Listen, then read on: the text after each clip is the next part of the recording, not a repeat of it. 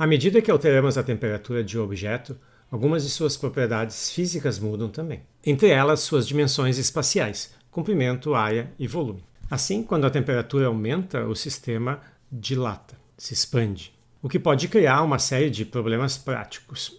Por outro lado, também permite criar diversos instrumentos com os quais a gente mede a temperatura, os chamados termômetros.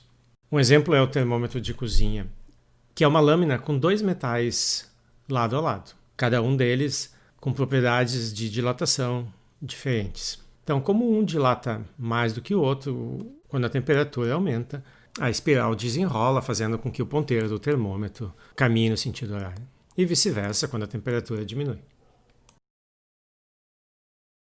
Quando se aumenta a temperatura de um objeto de uma temperatura inicial T0 para uma temperatura T0 mais um certo ΔT, o seu comprimento, a sua dimensão linear, passa de L0 para um L0 mais um certo ΔL. Aqui a gente vai supor que esse aumento é bem pequeno, ou seja, o ΔL é muito menor do que o L0. Isso está correlacionado com o fato de que quando o sistema ganha energia térmica, a distância típica intermolecular, ela, dentro do objeto, ela aumenta, como se essa mola fosse um pouquinho mais esticada. Com isso, a gente pode então dizer que o aumento do tamanho do objeto, ΔL, ele vai ser proporcional ao número dessas pequenas cadeias que existem dentro do objeto, ou seja, vai ser proporcional ao próprio tamanho inicial do objeto. E quanto mais energia ele receber, quanto maior for o aumento de temperatura, maior vai ser esse aumento ΔL. Então, para transformar essa proporcionalidade numa igualdade, a gente introduz o coeficiente de dilatação térmica, ou coeficiente de dilatação linear, alfa. Nossa equação fica, então, ΔL igual a alfa L0 ΔT.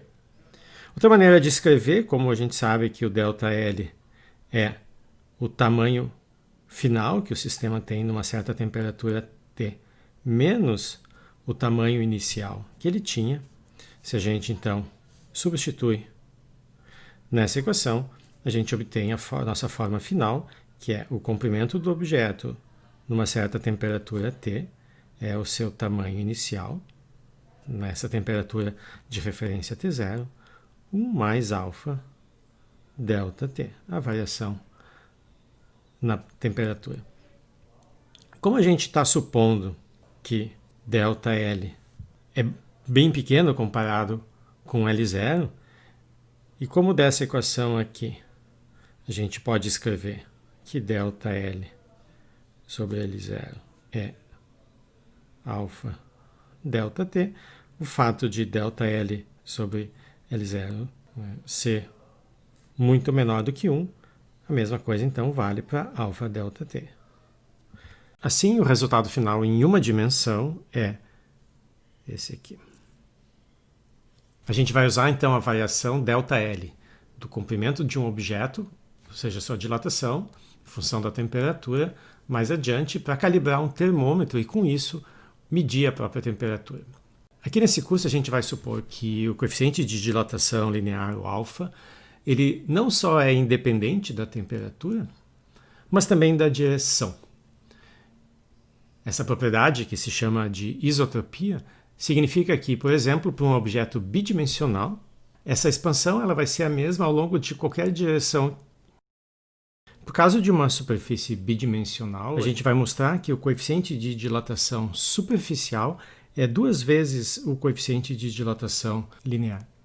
Para ilustrar, a gente vai considerar, então, um quadrado, cuja área inicial na temperatura T0 é L ao quadrado, e quando a temperatura passa de T0 para T0 mais um certo incremento, essa área também vai aumentar. Esse aumento, ΔA, vai corresponder, então, a esses dois retângulos em amarelo. Então, cada um deles mede L vezes ΔL, mas como são 2, a gente tem esse fator 2, mais a contribuição dessa pequena região aqui, que é ΔL ao quadrado. Se a gente divide pelo valor da área inicial, podemos chamar de A0, então A0 aqui também. E como A0 é L ao quadrado, divide do lado direito por L ao quadrado. Aqui simplifica. Bom, esse termo aqui, a gente fez a aproximação de que ΔL é muito menor do que 1, o que significa que ΔL sobre L ao quadrado, que é esse último termo, pode ser desprezado. Então, na aproximação linear a gente descarta e o nosso resultado final, então, é a dilatação da superfície, que corresponde a esse aumento na temperatura, vai ser a área inicial, passando para o outro lado, 2 vezes o ΔL sobre L. Mas ΔL sobre L, a gente já viu que é alfa ΔT.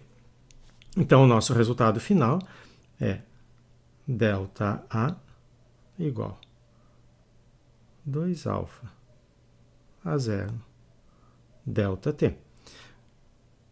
De maneira análoga, esse mesmo resultado pode ser repetido por um volume, e o resultado vai ser, então, 3 alfa volume inicial ΔT. Então, essas são as duas expressões que, junto com a equação correspondente para o caso linear, nos permitem calcular as expansões nos casos em 1, 2 e 3 dimensões.